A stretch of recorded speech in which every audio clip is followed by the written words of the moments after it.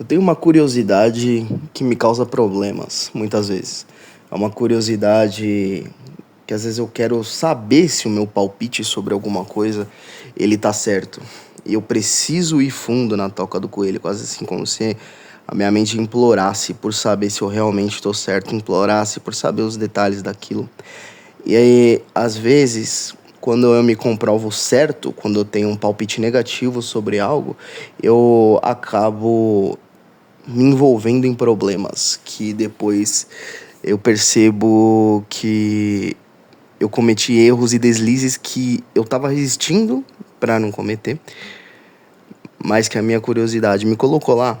E isso me ensinou muitas coisas ao longo dos anos sobre confiança. Eu sempre quis entender, né, o ponto de vista das pessoas sobre os assuntos e como que elas justificam esse ponto de vista. E isso me fez muitas vezes até evitar julgamentos, né, das minhas categorias, das minhas teorias e tal, e aceitar o que a pessoa está falando para ver até onde ela vai com aquele argumento. E só depois eu percebo, eu paro e olho e falo, não, realmente isso daqui não se segue e tal, não sei o quê. Mas eu dou o benefício da dúvida, né? Da caridade hermenêutica com a pessoa, né? Enfim, a minha mente, ela é muito... Ela sempre tá buscando coisa nova, sempre tá buscando estímulo novo. Eu tinha muita dificuldade. No começo da escola eu tinha uma facilidade extrema para aprender. E até tinha um conhecimento mais avançado nos meus primeiros anos de escola, até vai mais ou menos a quarta série, quinta série. Depois que começou a degringolar um pouco, que eu parei de perder o interesse na escola, né? E era sempre aquele negócio de, porra, você vai estudar para passar no vestibular, para passar numa faculdade, para ter um emprego bom que não seja um emprego braçal. Toda aquela baboseira que nós da geração millennial acreditamos que nós teríamos emprego garantido e um futuro brilhante e estável se a gente simplesmente estudasse para passar numa prova, para passar em outra prova, para, né, ir dentro do trabalho ficar galgando cargos assim numa escada sem sentido, sem propósito, né? Além de simplesmente ter uma vida mais luxuosa ou confortável. E aquilo pra mim, cara, eu não via muito sentido naquilo. E sempre tive dificuldade. E essa dificuldade foi aumentando conforme meu desinteresse pela escola foi crescendo, né? E o videogame sempre foi uma coisa que me fascinou muito, né? O videogame sempre me fascinou muito. E o que me fez me afastar, talvez, de um desenvolvimento que hoje eu julgaria até que me daria uma base ainda mais sólida. Não estou dizendo que minha base não foi sólida, mas ela poderia ter sido mais sólida. Foi justamente esse crescente desinteresse e sempre buscar por coisas diferentes e fomentar a minha imaginação de diversas formas, mas acho que o videogame foi a maior delas, né? Enfim, eu fiquei pensando assim, várias formas de vencer o tédio. Pesquisei sobre terapia cognitivo-comportamental. E, cara, a minha mente ela só funciona em dois modos. Ou é um senso de urgência e importância, mas tem que estar ligado à ideia de urgência para eu conseguir funcionar no modo turbo. Ou eu preciso realmente me empolgar em desenvolver uma figura maior e não só estudar uma coisa pelos detalhes em si. Só se aquilo realmente agregue na minha compreensão geral, certo? Seja uma coisa que ou me desperte muita atenção ou que eu veja urgência propriamente, né? Mas assim, uma urgência assim absurda, não pode ser uma urgência de daqui para semana que vem. E aí, assim, eu tenho essa dificuldade de focar nas coisas porque eu quero entender tudo, mas assim, eu sei que minha mente é limitada, eu sei que a minha memória é limitada, eu sei que eu não lembro de nada, entendeu? E chega um ponto que eu fico com tanto hiperfoco em determinado assunto, mesmo que eu seja crítico dele, que chega um momento que eu simplesmente fico esgotado daquele assunto. Isso aconteceu, por exemplo, com a questão da política, né? Que eu parei de discutir política porque as pessoas sempre têm as mesmas opiniões de NPC e nunca evoluem as suas compreensões. E aí eu vi que eu tava acumulando um monte de conhecimentos e não tinha ninguém com quem conversar, né? E a trupe pessoal sempre tá lendo mais artigos novos, mais coisas novas, mais desenvolvimentos novos. E eu simplesmente me cansei, porque eu entendi a essência formal, né, dos argumentos da economia, do livre mercado, me formei em economia. Mas chegou um momento que o assunto meio que... Eu não vou dizer que esgotou, porque a economia é um campo de tantos desenvolvimentos e tantas sub-áreas da economia, mas eu simplesmente comecei a ficar entediado, né? E aí buscar outros conteúdos, né? E agora a filosofia principalmente é uma coisa que mais consistentemente eu tô gostando propriamente, né? E sentindo até uma vontade cada vez mais de entender mais filosofia, embora eu tenha problemas de disciplina e consistência com leitura.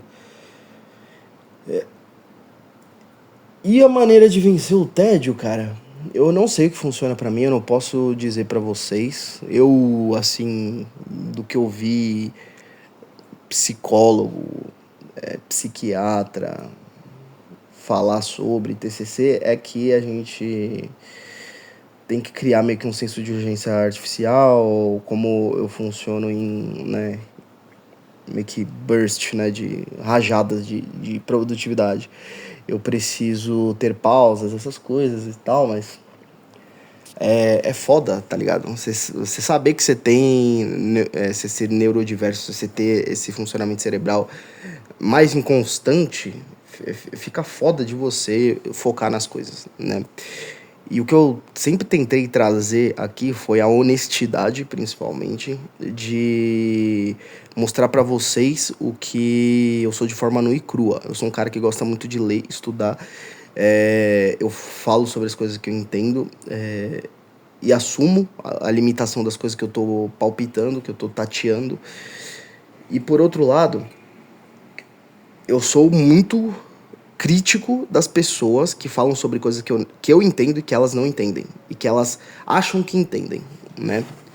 Eu acho que boa parte dos youtubers aqui que tem algum conhecimento técnico sobre algum determinado assunto é justamente nessa direção, eu diria, né?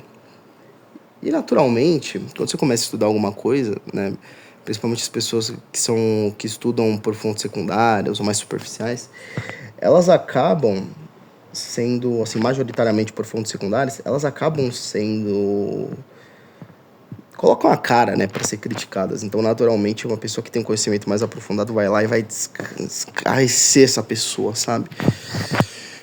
E isso cria uma cultura de humilhação pública que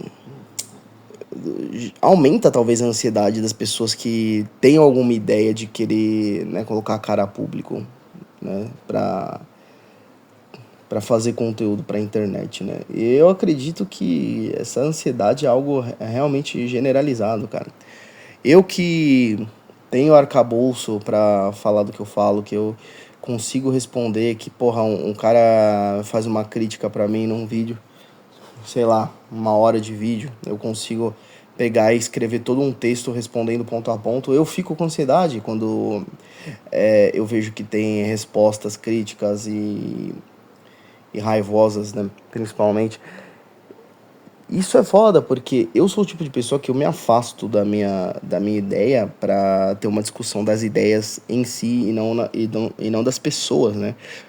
Mas ainda assim, eu vejo que eu também sou afetado por essa ansiedade, sabe? Porque assim, você tá o tempo todo disposto a... disposto mesmo, né? Você está... que disposto parece que é uma movimentação da vontade, né? Mas você está sujeito a sofrer críticas, né? E eu acho que a crítica é necessária à medida em que ela serve para conservar a verdade. Mas ainda assim, o jeito que ela é feita, às vezes, não é construtivo, entendeu? E eu me coloco como culpado nisso também, porque eu já fui, assim, muito agressivo criticamente, mesmo tendo razão argumentativamente. eu fui muito agressivo. Por exemplo, um cara, eu tenho um viés, eu não gosto do André Roncalha, o rongalista. Eu dei um apelido pra ele, um apelido bem de quinta série, com os sentidos, né, sentidos bem pejorativos, e eu era agressivo nas minhas críticas com ele porque ele é uma pessoa que tem um comportamento que me incomoda, que é um comportamento passivo-agressivo muitas vezes, que escarnece a pessoa quando ele tá errado, né? E, assim, o argumento dele tá errado, não só o posicionamento dele tá errado, né? Ou a crítica dele é uma crítica que a rigor a gente pode desmanchar e mostrar que na verdade ela é muito mais retórica do que realmente tem substância. É que nem eu fiz lá o vídeo respondendo, o primeiro vídeo que eu fiz respondendo o Rongalista, que foi sobre a questão lá do Fernando Ulrich, lá que ele falou que o Ulrich não sabia economia básica, né? Isso vai aumentando a nossa ansiedade. A internet aumenta a nossa ansiedade. Até pessoas que não querem saber da crítica das outras pessoas. Eu percebi que eu sou muito egoísta, que eu realmente não gosto de me comparar com as outras pessoas e que eu tenho uma arrogância baseada nesse meu pensamento muito esse meu pensamento muito conceitual, abstrato. Eu tenho ele me deu uma arrogância que talvez eu acabe superestimando a minha inteligência. E eu tenho que ser mais humilde em relação a isso, porque eu sei das limitações da minha inteligência. Eu sei que, por exemplo, o meu raciocínio operacional é muito inferior ao meu raciocínio conceitual, por exemplo, né? Meu melhor amigo, ele é um gênio do raciocínio operacional, mas ele é semanticamente falho, enquanto eu sou o contrário. Eu entendo muito o raciocínio conceitual, filosófico e tal, mas meu raciocínio operacional é muito difícil. E eu não estou falando de raciocínio operacional, assim, das tarefas do dia a dia, mas, assim, o raciocínio matemático complexo, digamos assim, né? E mais formalizado, digamos assim, né? Eu entendo lógica formal, mas a parte de a matemática do cálculo avançado propriamente é algo que eu entendo muito pouco, né? Muito superficialmente, coisa de cálculo um mesmo, entendeu? E aí, eu esqueci do que eu tava falando. Ah, tá, que eu entendo minhas limitações cognitivas, né? Eu sei que tem muito do meu repertório que eu ainda preciso aprofundar, que eu preciso de mais fontes, de mais livros clássicos, de mais constância na leitura e tal. Então eu sei das minhas limitações, sabe? E aí eu preciso trazer isso pra minha mente, porque a minha memória é uma merda. Minha memória de trabalho é uma merda, né? Minha memória de longo prazo, principalmente de memórias com alto significado emocional, eu sempre lembro. Embora com péssimos detalhes. Nossa, eu sou muito ruim pra detalhe, cara. Uma coisa que me contrabalanceia talvez seja um pouco de toque de ficar revisando, porque eu sei que eu tenho uma memória ruim, eu sei que eu tenho minha memória de trabalho ruim, eu sei que eu tenho desatenção a detalhes. Então eu acabo tendo mais atenção a detalhes pra compensar minha desatenção a detalhes. É um negócio meio paradoxal, né? Principalmente quando é alguma coisa que eu já estou procurando, eu às vezes consigo. Pô, eu vou fazer mercado com a minha família. Pô, eu consegui identificar alguma coisa que eles estão procurando porque eu tô caçando aquilo com o olho, mais ou menos, sabendo pela lógica que eles separam as coisas nas prateleiras. Então eu sei que mais ou menos esse produto que ele tá pedindo de determinada categoria, eu faço um scan rápido e consigo identificar rápido com base nesse pensamento mais talvez lógico, não sei, intuitivo, do que propriamente detalhista, entendeu? Mas enfim, o tédio ele sempre volta em algum momento. E esse esgotamento de sempre novidade, novidade, novidade, novidade. Assim, o mundo, ele assim, tem um infinito mar de possibilidades, né? A realidade é como uma árvore que se ramifica, igual o Naramon, né, do Warframe. É uma árvore com infinitas ramificações, né? E o conhecimento, ele explora essas infinitas ramificações, mas a gente é sempre limitado, né? Nossos conceitos são limitados, a nossa compreensão é limitada, o nosso método experimental é limitado. Mas chega uma hora que o nosso conhecimento se esgota, que a gente não consegue explorar mais. E eu percebo que quando eu não consigo explorar mais seja um por estar perdido, né, nas minhas próprias dificuldades, né, neurológicas, talvez, psicológicas, eu começo a olhar para dentro e parece que eu sempre tô buscando o sentido do sentido do sentido e eu entro num vazio foda, tá ligado? E eu sei que esse vazio tá errado, né? Muitas vezes eu já, mano, refutei o vazio. Eu falei, não, porra, isso é ontologicamente impossível e não sei o que, mas é um niilismo profundo, tá ligado? E eu acho que é. Porque eu sou um intelectual de cosmovisão católica. Eu acredito no catolicismo. Eu acredito que ele é a verdade. É... Como um intelectual, naturalmente, eu questiono minha fé, mas eu, ultimamente eu tenho uma âncora de que faz sentido, né? O catolicismo existe é uma necessidade cognitiva, não é nem uma questão, não é nem uma questão de fé para dar um acalento, né? Um sentido no sentido emocional da coisa.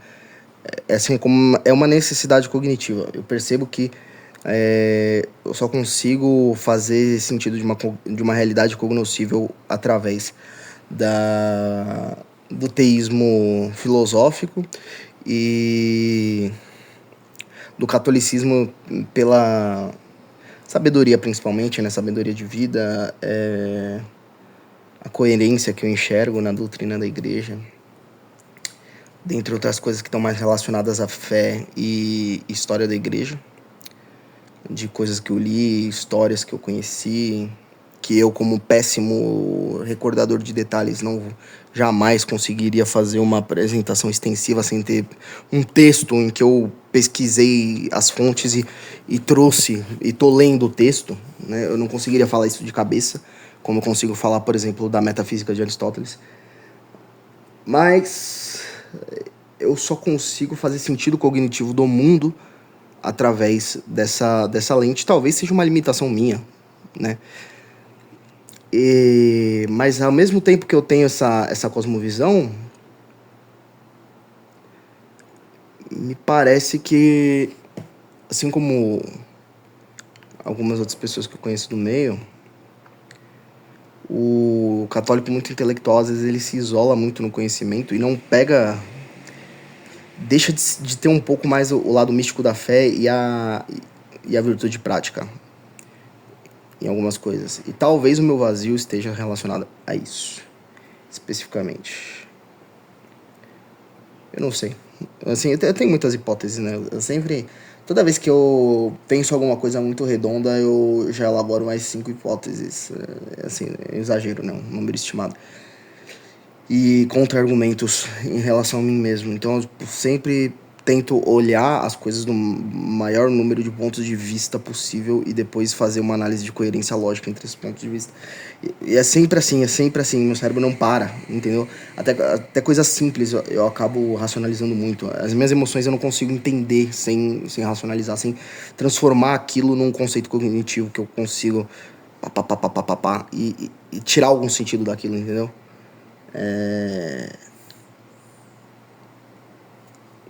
Conceitos, né? Conceitos que podem ser revistos sempre, né? Sempre tô nas teorias tal e eu vejo que às vezes eu não consigo ser tão prático, né? Mas eu tenho essa necessidade de compreensão profunda das coisas, de compreensão teórica, de compreensão, entendeu? Eu não fico cognitivamente satisfeito quando eu entendo uma coisa muito superficial. Eu fico me apegando a detalhes sem sentido, sem estar numa lógica maior dentro de um sistema, entendeu?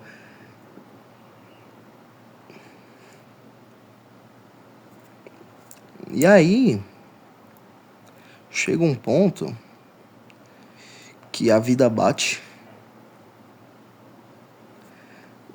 e eu começo a cortar galhos. Eu falo, olha, isso é muito legal, mas isso não vai pra lugar nenhum. Então eu fecho portas. E quando eu fecho portas, eu sinto parece que eu ativei o modo executor. E aí eu às vezes percebo que para que eu finalize algo, como um livro, por exemplo, eu tenho que fechar portas de vários paralelos que eu abri e que levariam, assim, por exemplo, a uma discussão hipertextual. Ou, por exemplo, assinaturas que eu abri eu tenho que cortar porque eu tenho que fazer corte de gastos para caber no fluxo de caixa para fazer, entendeu? Que eu preciso, por exemplo, ser mais prático para o mercado, para uma recolocação profissional, entre vários outros exemplos que eu, por exemplo, eu não sou muito organizado, mas o meu quarto não é bagunçado. Por quê? Porque chega uma hora que eu me incomodo de tanta coisa, de tantos elementos e eu fico com excesso de informação, então eu tenho que cortar. Então, por exemplo, eu vou limpar meu quarto, eu tenho 3 sacolas grandes de coisa que eu vou jogar no lixo. Por quê? Porque eu quero cortar todo o ruído, né? Excesso de informação. Eu jogo fora. Eu jogo fora. Então, sei lá, às vezes eu acho que eu preciso desapegar um pouco mais, saca? Mas não demais, não um ponto que eu fico assim, uma tentação gnóstica de me afastar completamente do mundo, porque a matéria é idiota, ela vai se corromper e tudo que é da matéria vai tender à dissolução e que nada disso faz sentido. Que ter um prazer, ter status, ter carreira, isso não faz sentido. Até acadêmica. Não só carreira no sentido profissional, carreirista liberal. Mas até acadêmica. Tudo vaidade, vaidade, vaidade. Se é vaidade, pra que eu vou buscar? Pra que eu vou minimamente me esforçar pra algo que não tem sentido, sabe?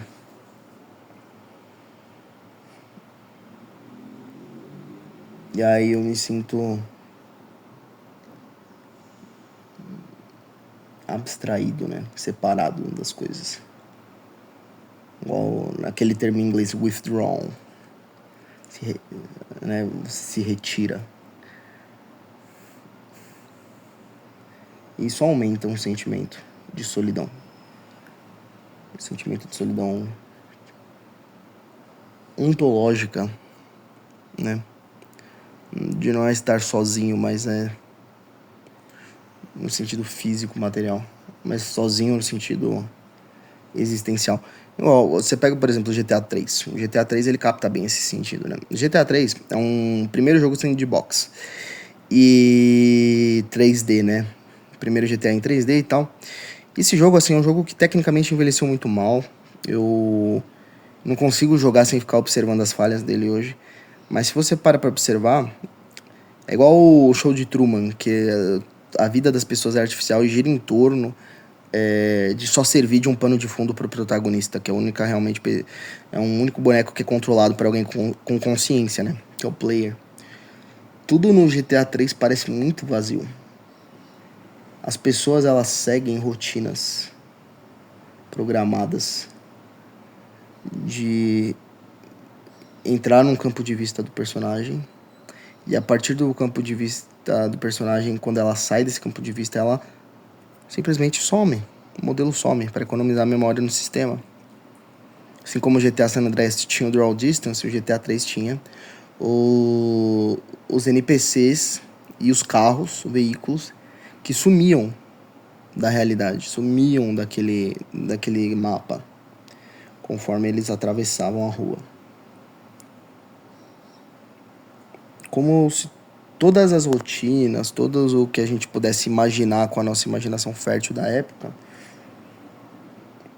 fosse só uma programação, e é realmente, né, só uma programação de um jogo para servir de pano de fundo para sua realidade. E você tá observando aquilo numa solidão brutal. Mas eu não tô num desses momentos. Eu só queria falar um pouco disso, porque são coisas que eu penso às vezes, né? Acho que desde criança eu tinha uns pensamentos meio esquisitos, meio mórbido, tipo, porra, a vida é uma coisa muito bizarramente difícil de entender. que torna a morte como um fim para a nossa consciência que a gente não consegue conceber. Como seria a morte? Como seria não existir? Se a todo momento que eu imagino alguma coisa, eu existo. Eu preciso existir, ao menos enquanto observador, né? E a gente tem vários argumentos. O Platão dizia que a alma racional é um tipo de forma e ela não se corrompe com a matéria. Na verdade, a forma é o princípio modelador da matéria, tanto forma acidental quanto forma essencial. O Aristóteles fala que a imortalidade da alma... Eu nem lembro como que Aristóteles defende a imortalidade da alma racional, porque ele é completamente diferente.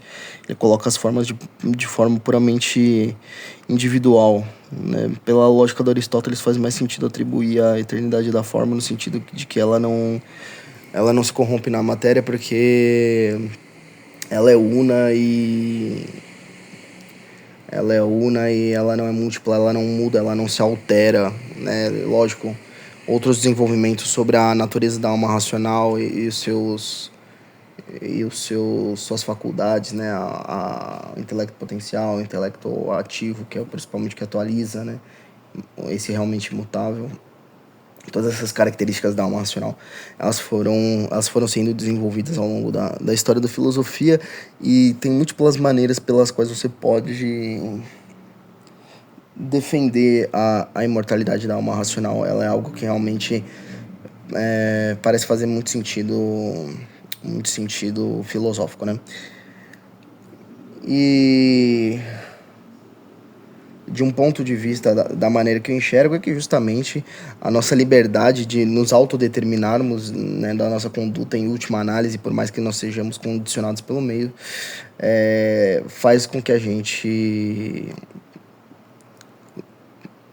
induza a conclusão, né, da imaterialidade desse nosso espírito, desse nosso princípio motor, né?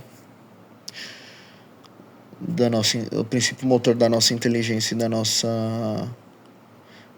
nosso comportamento racional.